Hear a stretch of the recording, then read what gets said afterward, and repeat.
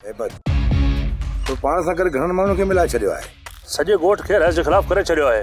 बाक़ी कालू वारिस ॿ टे ॿिया आहिनि, उहे मरण ताईं रहिस जो साथ कोन छॾींदा। हिन वक़्तु अदा जा ख़ासि गार्ड कहिड़ा आहिनि जेके अदा जी हिफ़ाज़त लाइ बीठा आहिनि? मां वारिस सोढल ऐं इक़बाल। वारिस जो तूं ईमान ख़रीद करे कोन सघंदे, बाक़ी न सोढल ऐं इक़बाल जे बारे में छा थो चवे? जेकॾहिं मुल्ह भलो लॻो न, उहे बि वारे में अची वेंदा। ॿिन्ही खे अठास अठास ज़मीन जो बासे छॾ।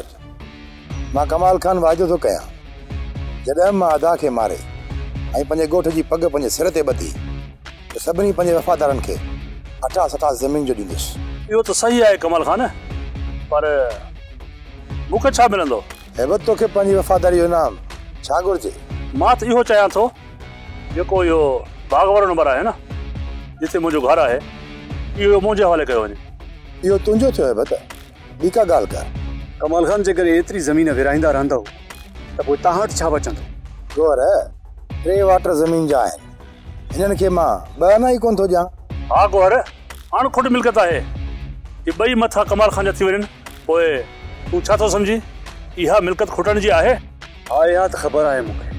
गोर, मूंखे सुठनि दोस्तनि जी ज़रूरत आहे ऐं सुठनि साथियुनि जी ज़रूरत आहे।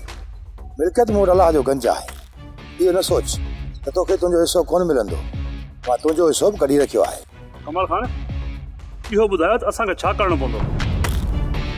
हैबत, उते असांखे छा करिणो आहे इन ॿुधण लाइ 2 हाँ घुरिजनि।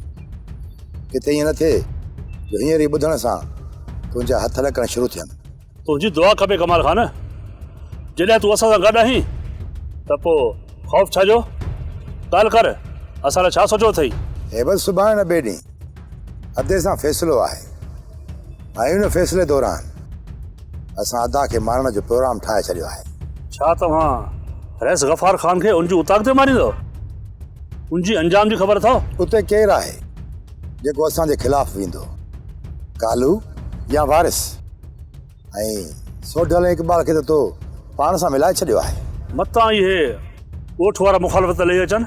छा तो हुननि जा कन न आहिनि भरिया जो अदा जे साम्हूं असांजे ख़िलाफ़ थी बीहंदा? हाणे जो मां सभिनी खे रईस गफ़ार ख़ान जे ख़िलाफ़ करे छॾियो आहे, वरी बि एहतियात लाज़मी आहे। अदा जी मौत खां पोइ जेको कुझु थियो हुनखे मां पाण संभाले वठंदुसि। तूं हितां वापसि वञ, सोढल ऐं इक़बाल खे पाण सां गॾु मिलाए छॾ ऐं जेतिरे में बि राज़ी थियनि उन्हनि खे राज़ी करे छॾ। ऐं हा, फ़ैसिले वक़्तु तूं वारिस जे भर में बीहंदे। सिर्फ़ु वारिस खे संभालणु तुंहिंजो कमु आहे, बाक़ी तूं असांखे छॾे ॾिजांइ। ठीकु आहे कमाल खान, बाक़ी हाल अहवाल तव्हांखे फ़ोन ते ॾींदुसि। हाणे मूंखे इजाज़त घुरिजे, देरि थी वई आहे। ठीकु आहे हैबत। वॾो रिस्क खणो पिया कमाल खान, तव्हांजी सोच खां कमु उबतड़ वञी सघे पियो। गौर, उबतड़ जो बि सोचे रखियो आहे ऐं हा, तो लाइ बि हिकु ज़िम्मेदारी आहे। सोप सीरियल ज़हर ज़िंदगी तमाम एपिसोड ॾिसो हाणे HD क्वालिटी में। विजिट कयो असांजो YouTube चैनल सिन TV HD ड्रामा। सब्सक्राइब कयो असांजो ऑफिशियल YouTube चैनल सिन TV HD ड्रामा ऐं वधीक अपडेट लाइ बेल आइकन खे क्लिक करियो।